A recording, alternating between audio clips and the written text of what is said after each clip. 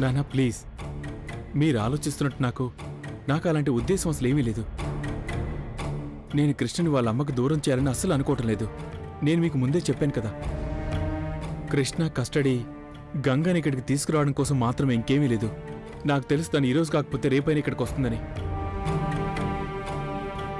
Please నాన్న, believe me.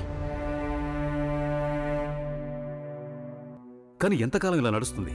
Ganga లేకుండా కృష్ణ ఎలా ఉండగలుగుతుంది? ఈ విషయం మనందరికీ బాగా తెలుసు కదా. గంగ ఇవాళ రేపు వచ్చే సమస్య లేదని. ఎప్పుడు వస్తుందో, ఎంత టైం పడుతుందో తెలియదు. అప్పుడు ఎలా చూసుకుంటావు కృష్ణని గంగ లేకుండా? అయినా నువ్వు మొదటి నుంచి ఇంట్లో చూస్తూనే ఉన్నావు. తను ఇంట్లో అడుగు పెట్టిన దగ్గర నుంచి అప్పటి నుంచి తను వాళ్ళమ్మ గురించి అడుగుతూనే ఉంది. అమ్మ ఎప్పుడు వస్తుంది, ఎక్కడ ఉంది అని ఏడుస్తోంది. భోజనం కూడా చేయలేదు. ఎంతకాలం అని చెప్పి నువ్వు మేనేజ్ చేయగలుగుతానని? ఒక చిన్నారి అమాయకపు ఆడపిల్లని వాళ్ళమ్మకి దూరంగా ఇలా ఎంతకాలం ఉంచుతావు? ఇప్పటికీ నువ్వు తనకు నిజమేంటో చెప్పలేదు.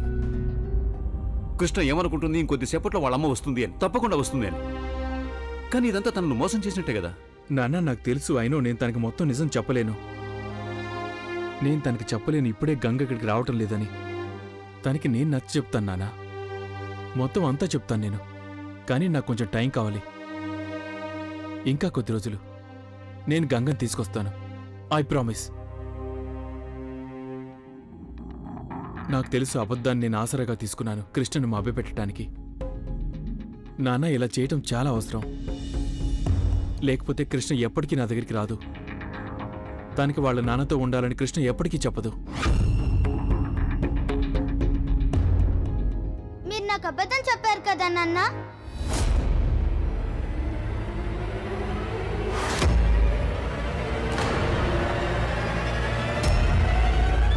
కృష్ణను లేదు కృష్ణ, అది నేను అబద్ధం చెప్పాను. కానీ అది అబద్ధం చెప్పారు.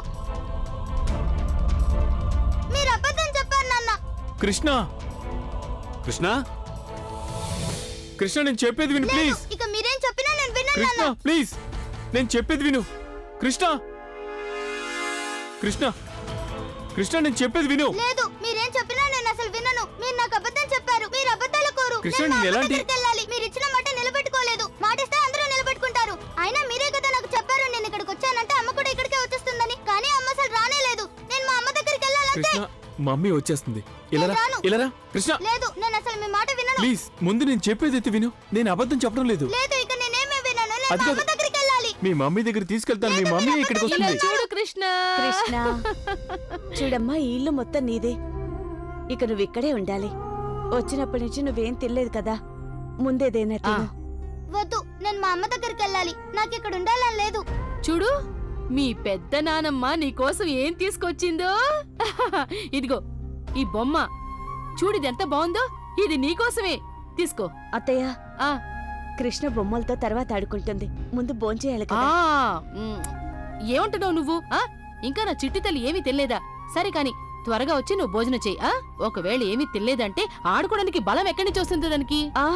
రా, అన్నట్టు నాకు ఇప్పుడు గుర్తొచ్చింది, ఫ్రిడ్జ్ లో బోల్డ్ అని ఐస్ క్రీమ్లున్నాయి. అందుకని ఈ రోజు తిథిని తులసి వివాహం జరిగినందుకు పర్వదినంగా భావిస్తాం. నేను కూడా నిర్ణయించుకున్నాను పంతులు గారు. నేను ఆ మహావిష్ణువులాగే చేస్తాను. అలిగిన నా భార్యను ఎలాగైనా ఒప్పించే తీరుతాను.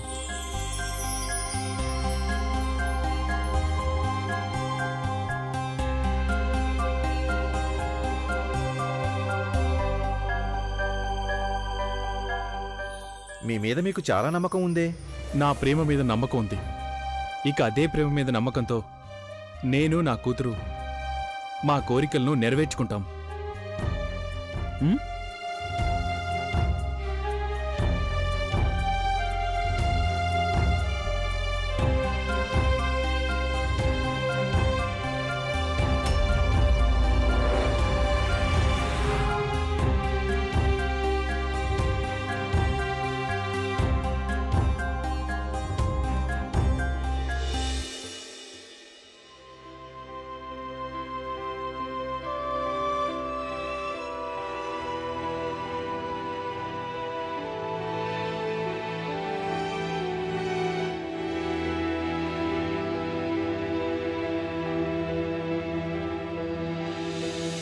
నువ్వు ఇవన్నీ అప్పుడే తెంచేసుకున్నావు కదా. నువ్వు ఇంకెవరితోనో సాగర్, ఏంటి? ఎందుకు నీకింత బాధ కలుగుతోంది? ఎవరో ఉన్నారు. నీ కడుపులో ఎవరు బిడ్డో పెరుగుతోంది. తన పేరు చెప్పు, ఎవరో చెప్పు గంగా. అవునున్నారు. తెలుసుకుని ఏం చేస్తా?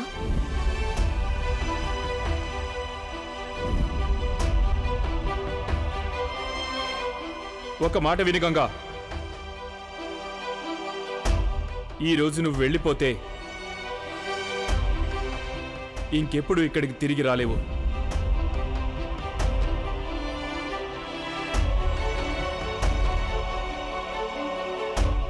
నేను బానే ఉన్నానమ్మా.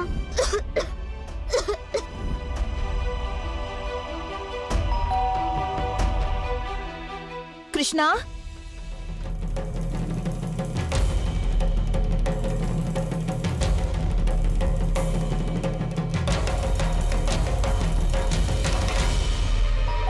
కృష్ణ,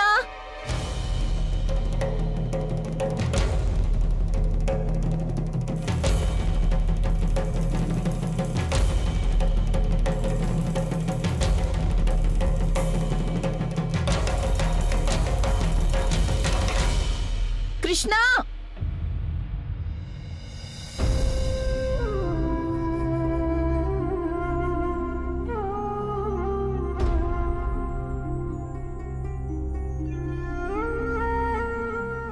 నాన్న, చూసారుగా నేను చెప్పాను కదా అమ్మ ఇక్కడికి వస్తుందని. మీకు తెలుసు కదా అసలు ప్లాన్ ఏంటనేది. నేను పరిగెత్తుతున్నాను. అరే నువ్వెక్కడికి వెళ్తున్నావు?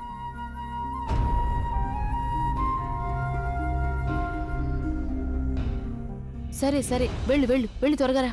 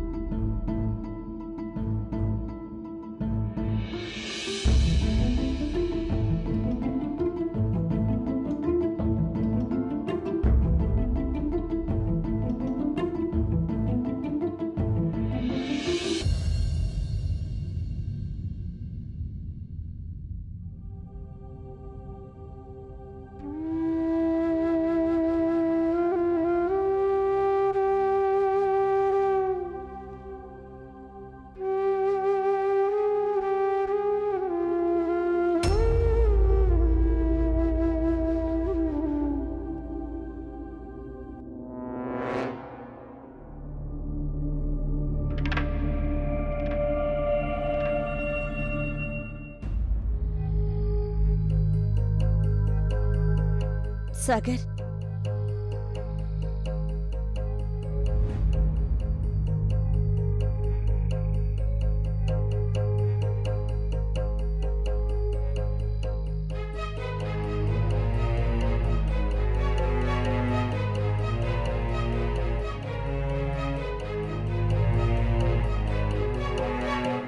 మంచిది, వీళ్ళు బిజీగా ఉన్నారు. ఇక సోను ఏ ప్రాబ్లం లేకుండా నా పని పూర్తి చేస్తాడు.